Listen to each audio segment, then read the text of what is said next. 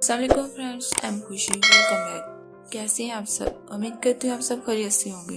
आप सबको मेरी तरफ से जुल्हज का चांद बहुत बहुत मुबारक हो।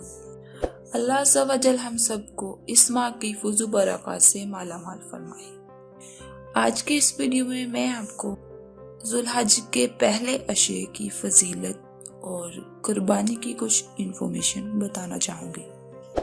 वैसे तो ये पूरा माह बहुत ही बरकतों वाला, रहमतों वाला है, लेकिन इसका पहला अशरा बहुत ही रहमतों वाला है। इससे पहले मैं आपको कुछ और बताना चाहूँगी। अगर आपकी कुर्बानी देने की नीयत है तो आप जुल्हज के चांद से पहले पहले अपने बालों की कटिंग और नेल वगैरह काट लीजिए। उसके बाद आप नहीं काट सकते। और इसके अलावा जो कुर्बानी नहीं दे सकते, अगर वो भी जुल्हज के चांद से पहले पहले अपने नेल और बालों की कटिंग वगैरह कर लें और पानी की नियत कर लें और उन्हें कुर्बानी देने जितना ही सवाब होगा। आप 13 जुल्हज के बाद कटिंग वगैरह करवा सकते हैं। मैं कुर्बानी के बारे में कुछ कहना चाहूँगी।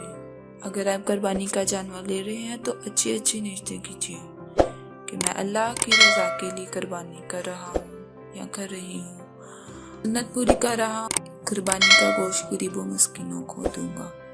कुर्बानी का जानवर देख के लीजिए, खूबसूरत, मोटा ताज़ा, क्योंकि अल्लाह की राह में चीज़ अच्छी देनी चाहिए और ना कि इस नीयत से लें कि मैंने महंगा जानवर लिया है, यार मेरा जानवर आपके जानवर से ज़्यादा खूबसूरत और महंगा है।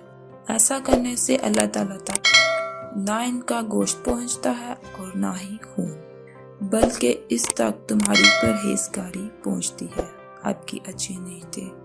कुर्बानी के वक्त दुआ कबूल होती है और वो भी ज़मीन पर खून गिरने से पहले पहले। कुर्बानी करने से पहले बिस्मिल्लाहिर्रहमानिर्रहीम पूरी नहीं पढ़नी चाहिए, सिर्फ बिस्मिल्लाह। जानवर के सामने छुरी वगैरह तेज नहीं कीजिए। हुज़ूर पाक सल्लल्लाहु अलैहि वसल्लम एक आदमी के करीब से गुजरे। वो बकरी की गर्दन पर पांव रखकर छुरी तेज कर रहा था और बकरी इसकी तरफ देख रही थी। आप सल्लल्लाहु अलैहि वसल्लम ने देखकर इरशाद फरमाया, क्या तुम इससे पहले नहीं कर सकते थे? क्या तुम इसे कई मौत मारना चाहते हो? इसे लटाते हो? इसे लटाने से पहले अपनी छुरी तेज क्यों नहीं की? सो प्लीज इस बात का ख्याल रखिएगा। तो बढ़ते हैं अपने नेक्स्ट टॉपिक की तरफ। जुल्हज के पहले 10 दिन की रहमत। जुल्हज के पहले 10 दिन बहुत ही बरकतों वाले हैं। इन दिनों में अल्लाह अज़्ज़ा व जल की इबादत और जिक्र कसरत के साथ करना चाहिए, रोजे रखने चाहिए। अल्लाह अज़्ज़ा व जल को तमाम दिनों से ज़्यादा जुल्हज के दिनों में अपनी इबादत ज़्यादा महबूब है और इस महीने में एक दिन का रोज़ा 1 साल के रोज़ों के बराबर है और एक रात का क़याम शब कदर के क़याम के बराबर है। सो डियर, ज़्यादा से ज़्यादा इबादत करिएगा, रोज़े रखिएगा, जिक्र करिएगा, नवाफिल अदा करिएगा। ये पैगाम खुद तक मत रखिएगा, अपने घर वालों को, दोस्तों को, रिश्तेदारों को भी बताइएगा। इन दिनों की फजीलत के बारे में कम लोग ही वाकिफ होते हैं। सहाबा इकराम रमज़ान मुबारक की तरह इस महीने की भी तैयारी किया करते थे। अगर आप पहले नहीं जानते थे तो अल्हम्दुलिल्लाह, अब आप जानते हैं। इस मर्तबा आप बहुत फ़ायदा उठाइएगा। याद रखिए, अल्लाह का सौदा सस्ता नहीं है।